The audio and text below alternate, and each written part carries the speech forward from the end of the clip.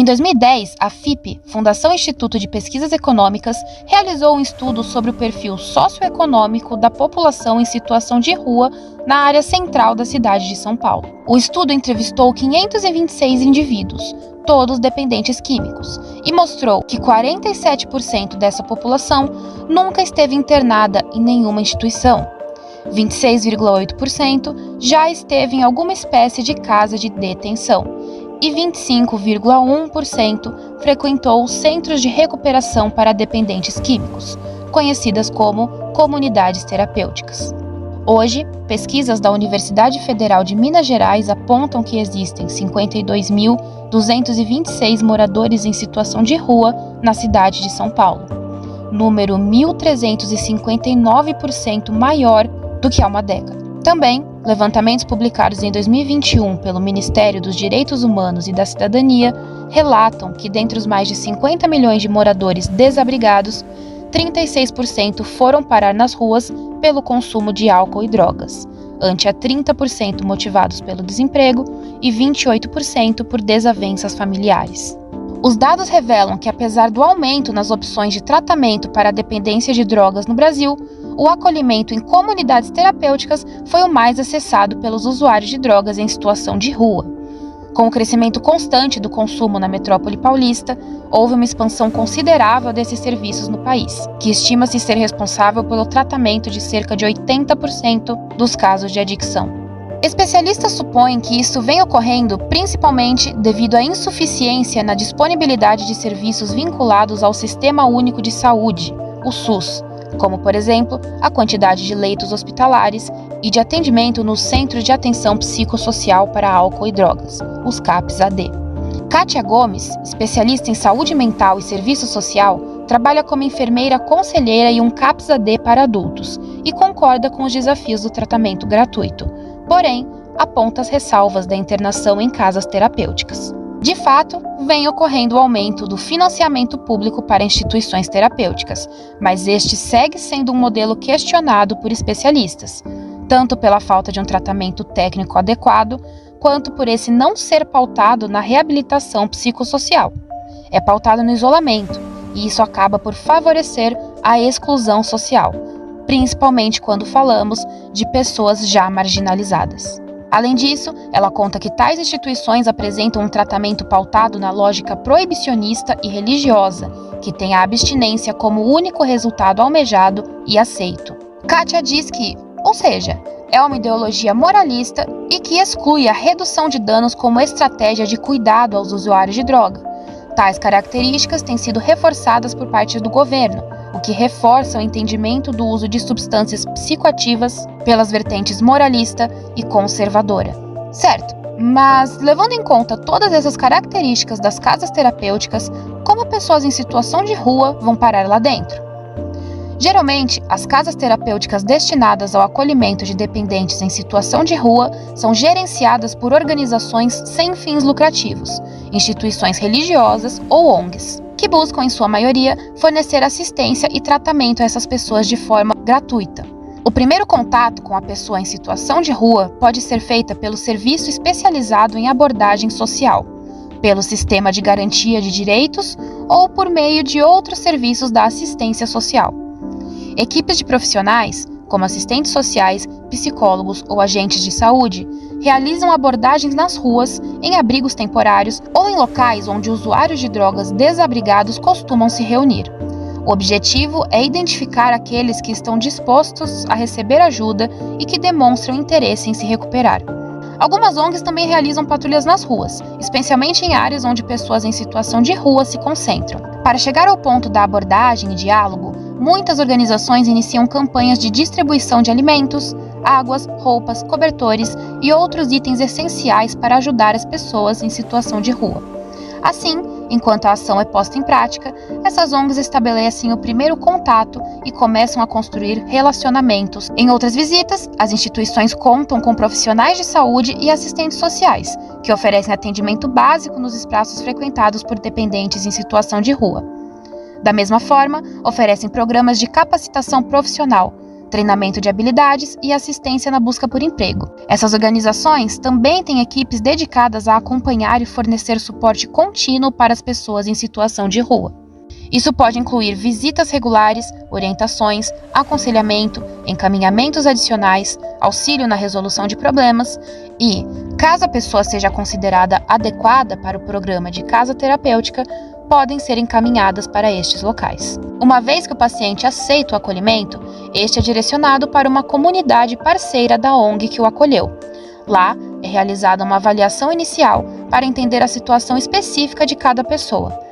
Isso pode incluir informações sobre histórico médico, uso de substâncias, saúde mental, necessidades básicas e apoio social. Agora, dentro da casa terapêutica, as pessoas têm acesso a uma variedade de serviços, como cuidados médicos, acompanhamento psicológico, programas de reabilitação, grupos de apoio e treinamento de habilidades sociais.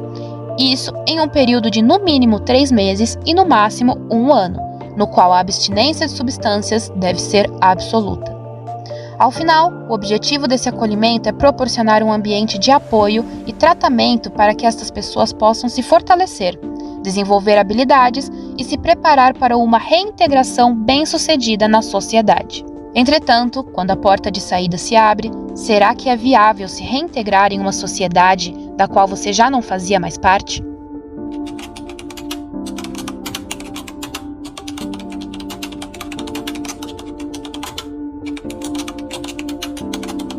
A especialista Kátia, que atuou por mais de 9 anos na equipe dos consultórios nas ruas, explica que a maior reclamação entre os dependentes químicos que iam para casas terapêuticas, mas voltavam às ruas, era, além do tratamento baseado na abstinência, a falta de abordagens especializadas e a restrição excessiva. Ela diz que algumas casas terapêuticas podem ter um programa de tratamento padronizado, que não leva em consideração as necessidades individuais de cada residente. Cada pessoa tem uma história única, circunstâncias específicas e desafios pessoais, e é importante que o tratamento seja adaptado para atender a essas necessidades.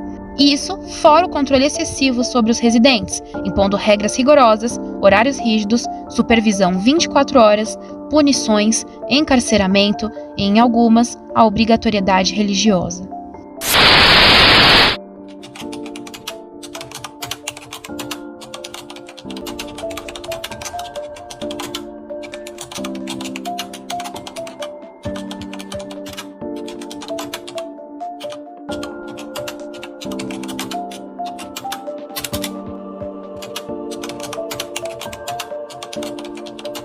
Ainda assim, nossa especialista enfatiza que, a depender do grau de adicção ou agressividade do paciente, as opções são poucas. E quando uma pessoa em situação de rua, em nível avançado do vício, aceita ajuda, é para lá que ela vai. Se não for o caso, a outra possibilidade é através do Sistema Único de Saúde, o SUS. Aqui, ganha destaque a ampliação dos dispositivos centrais de saúde mental para a clientela específica usuária de drogas, os CAPS-AD, assim como a criação de um novo dispositivo de atenção específica para pessoas em situação de rua, os consultórios da rua. Centros de Atenção Psicossocial Álcool e Drogas, conhecidos como CAPS-AD, fazem parte da Rede de Apoio Psicossocial do SUS, os RAPs, e oferecem um espaço ambulatorial de hospital, atendimento diário, leitos de internação e funcionamento 24 horas. Além de realizar um trabalho interdisciplinar e integral, o CAPS-AD deve oferecer cuidados aos familiares dos usuários e promover sua reinserção social. Isso utilizando recursos intersetoriais, ou seja, provendo uma rede de apoio junto a outros setores, tais como assistência social, educação e justiça. Dentro disso, a abordagem utilizada é chamada de redução de danos, que tem como objetivo minimizar as consequências negativas do uso abusivo de substâncias psicoativas, tendo como princípios fundamentais o respeito à liberdade de escolha do indivíduo e o acesso aos serviços de saúde. Assim, como parte dessa estratégia, os CAPs disponibilizam os consultórios na rua, dispositivos móveis de atenção no próprio contexto das ruas, e oferecem cuidados em saúde para as pessoas desabrigadas usuárias de drogas. Entre esses cuidados, destacam-se o programa de troca de seringas, a fim de evitar transmissões de doenças infecciosas, a distribuição de preservativos, ações educativas e de conscientização, o programa de troca de naloxona, um medicamento de emergência distribuído para reverter uma overdose de opioides, o aconselhamento psicológico e o fornecimento de abrigos e espaços seguros, para que os usuários de drogas em situação de rua tenham acesso a condições higiênicas, com água potável, instalações sanitárias adequadas e proteção contra condições climáticas adversas. Assim, para garantir que uma amplitude de pessoas em situação de rua tome conhecimento e tenha acesso a esses tratamentos, os profissionais dos CAPs realizam um processo de passo a passo. Primeiro, é feita a etapa de busca ativa, em que os enfermeiros e atendentes realizam uma sondagem dinâmica nas ruas, abordando diretamente os moradores de rua e oferecendo suporte e assistência. Depois, aqueles que concordarem são direcionados para o ambulatório móvel dos consultórios nas ruas, e é iniciado um processo de acolhimento e escuta empática. Nesse momento, os profissionais do CAPs adotam uma postura compreensiva ao se aproximar dos moradores de rua, buscando estabelecer um vínculo de confiança, mostrando interesse pelas histórias e necessidades individuais de cada um. Uma vez que a abordagem inicial é feita, os profissionais do CAPs realizam uma avaliação da situação de saúde, tanto física quanto mental e emocional do morador de rua.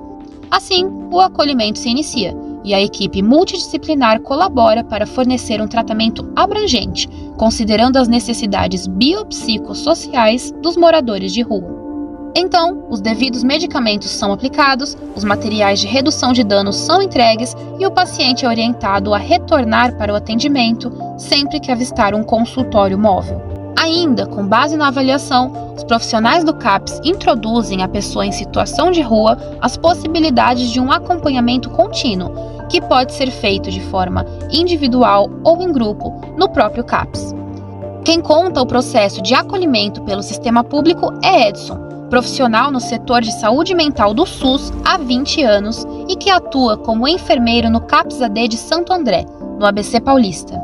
Edson conta que é explicado para as pessoas em situação de rua a forma como os CAPs oferecem atividades terapêuticas, como oficinas de arte, grupos de apoio, terapia ocupacional e outras formas de intervenção. O objetivo é mostrar para eles uma luz, apontar que existe um pouco de bem-estar mesmo que eles não optem pela reintegração social.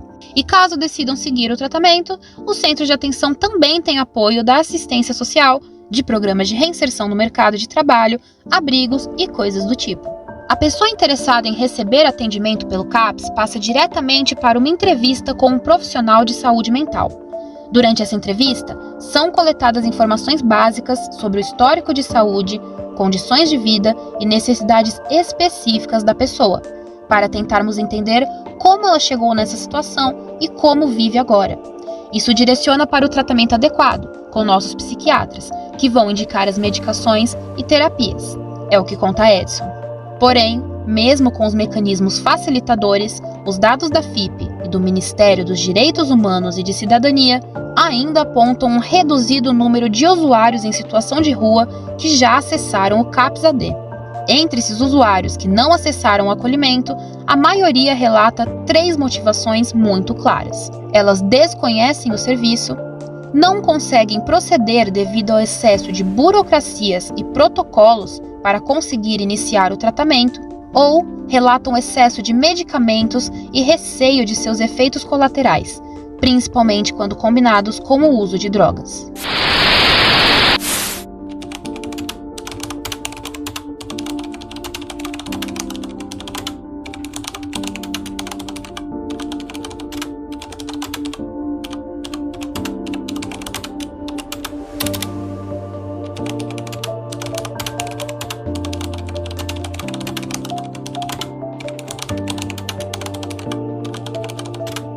Edson, por outro lado, reforça um ponto.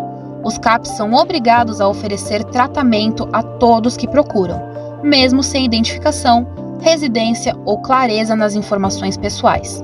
Segundo ele, informações básicas sobre a pessoa, como nome, data de nascimento, características físicas, apelido, uma assinatura e qualquer coisa do tipo, podem ser utilizadas para criar um registro no serviço e o dependente já fica cadastrado, podendo ser atendido em qualquer uma das unidades. Presentes em todos os espaços, seja público ou privados, os usuários desabrigados convivem com um duplo estigma e revelam esse sentimento de diversas formas, nos olhares, gestos, atitudes, descaso e abandono. Além do tradicional modelo político brasileiro que tratou o usuário de drogas por muitos anos somente no âmbito da justiça penal, a dependência química, segundo a Classificação Internacional de Doenças, é, de fato, tratada como doença, o que favorece a discriminação e o preconceito dos usuários de drogas em situação de rua.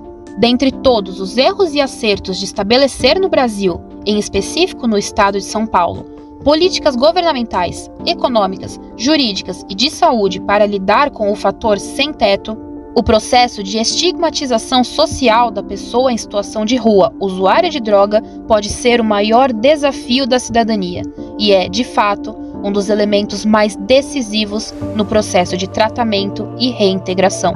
Deve-se lembrar, antes de qualquer coisa, que este é um grupo formado por seres humanos, embora vivendo em condições subhumanas, com diversas privações. Suas trajetórias de vida revelam processos de perdas e rupturas. Perdas de vínculos familiares, de emprego, de moradia, de autoestima, da dignidade. São vítimas de violação dos direitos humanos, de intolerância por grande parte da sociedade e carregam no corpo as marcas do estigma, evidenciadas pela discriminação e preconceito que sofrem no dia a dia.